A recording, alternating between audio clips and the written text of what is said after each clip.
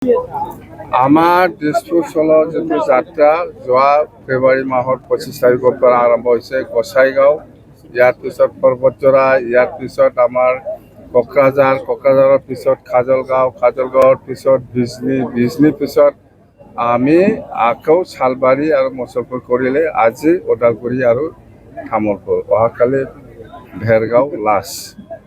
আৰু ইয়াৰ পিছত আমাৰ বহুত কাৰ্যসূচী আছে। আমাৰ 9 তাৰিখত PMB মিটিং হ'ব আৰু আমি যিটো উদ্দেশ্য লৈ পেলাই দিছপুৰ চলো যাত্ৰা হৈছে সেইটো পূৰা ছাকচেছফুল। অকল অহাকালি ভেৰগাঁও আছে, ভেৰগাঁও নিশ্চয় ভাল হ'ব ভেৰগাঁও। আৰু আমাৰ উদ্দেশ্যটো হ'ল BTC অঞ্চলত সকলো জাতি জনগোষ্ঠী মিলি পেলাই শান্তি বজাই ৰখা, সকলো জাতি জনগোষ্ঠী একেলগে মিলি পেলাই এই অঞ্চলত উন্নয়নৰ কাম কৰা, সকলো জাতি জনগোষ্ঠী মিলি পেলাই এই অঞ্চলত একতা বজাই ৰখা, এইবিলাক আমাৰ দিছপুৰ জল যাত্ৰাৰ মেইন উদ্দেশ্য।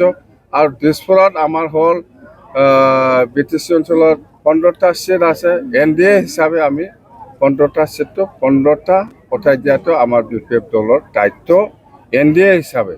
কিন্তু আজিৰ দিনত হয়তো সুধি আছে কোনোবা যে BPF হিচাপে কিমান ছিট পাব, এইবিলাক কথা নহয়। আমি NDA হিচাপে আমি 15টা ছিটত 15টাও পঠাই দিম। আৰু BPF দল হিচাপে যেহেতু আমি NDAত আছে, BTC বাহিৰতো বহুত সমস্যা আছে, এইবিলাকক জিকাবৰ কাৰণে মই যিখিনি কাম কৰিব লাগে সেইটো কৰি আছোঁ আৰু কৰি দিম।